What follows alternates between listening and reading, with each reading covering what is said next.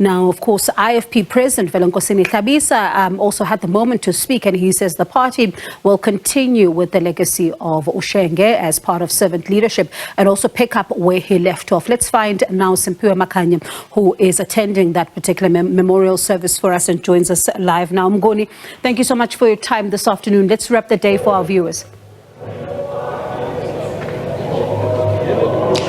Indeed, Bongiwe and Iman, a moving memorial service here at the Ulundi Stadium, where the thousands of IFP supporters had gathered to reflect and remember the life of the founder of the IFP and President Emeritus, that Prince Mangosuthu Buthelezi.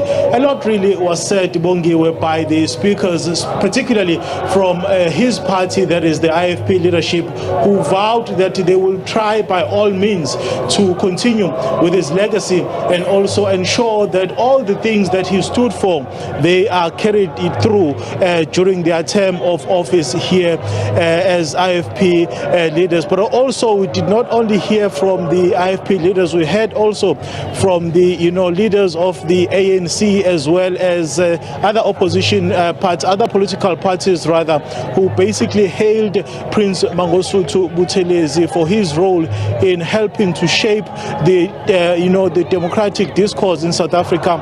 We heard there from EFF MP Dr. Mbuyiseni Ndlozi saying that Prince Mangosuthu Buthelezi was a man of peace. But of course, Bongiwe and Iman, I have not been alone on this particular production. I'm still with my colleague Ayanda Mhlongo, who is going to help us reflect on what was said during the memorial service. Ayanda, thank you so much for your time. What are some of the things that you took away from the speeches today?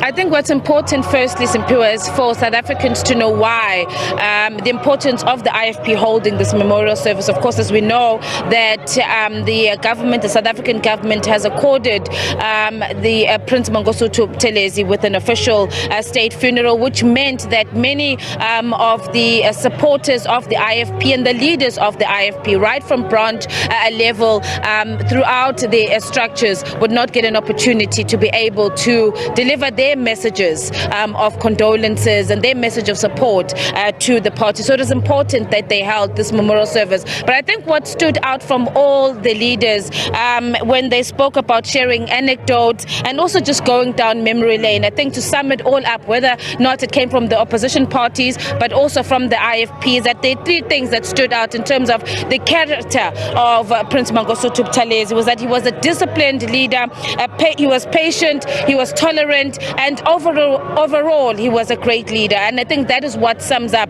the messages that came out here today. And of course, as you were saying, importantly is that message of unity. The opposition parties urging the IFP to unite and to not be divided, and also the leaders of the IFP from the branches up to the higher structures of the party committing that they will continue with Prince Mangosuthu Buthelezi's vision as we're moving towards the election. I think this comes at a difficult time for the party when they were still seeking his guidance, and they were hoping that in what is going to be one of the most important elections of our time, that he was going to be there to steer the party. And now they have to go at it alone.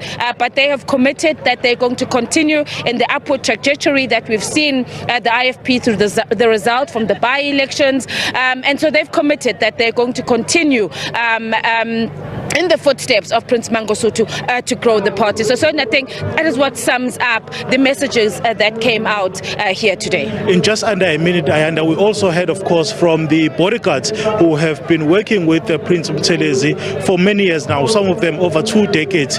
What did you take away from their message? Yeah, I think personally, Simphiwe, that was one of the saddest moments of today. And I saw many people who were around standing up and others moving towards the screens to closely listen to what they're saying. And I think this shows the other side, that Prince Mangosuthu Buthelezi, to many he was a politician, to others he was a traditional leader, but to his protectors were simply their father. They spoke about how he cared for them and he cared for their families. So truly touching messages from those protectors. Also importantly is that 4 of them were not here. And where are they, Simphiwe? They are taking turns at the mortuary, and they're still on duty protecting Nkosi Mrs. Mangosuthu Buthelezi. Well, that's where we have to leave it for now, Bongiwa. But as you heard there, my colleague Ayanda Mhlongo giving us a breakdown of what transpired during the memorial service.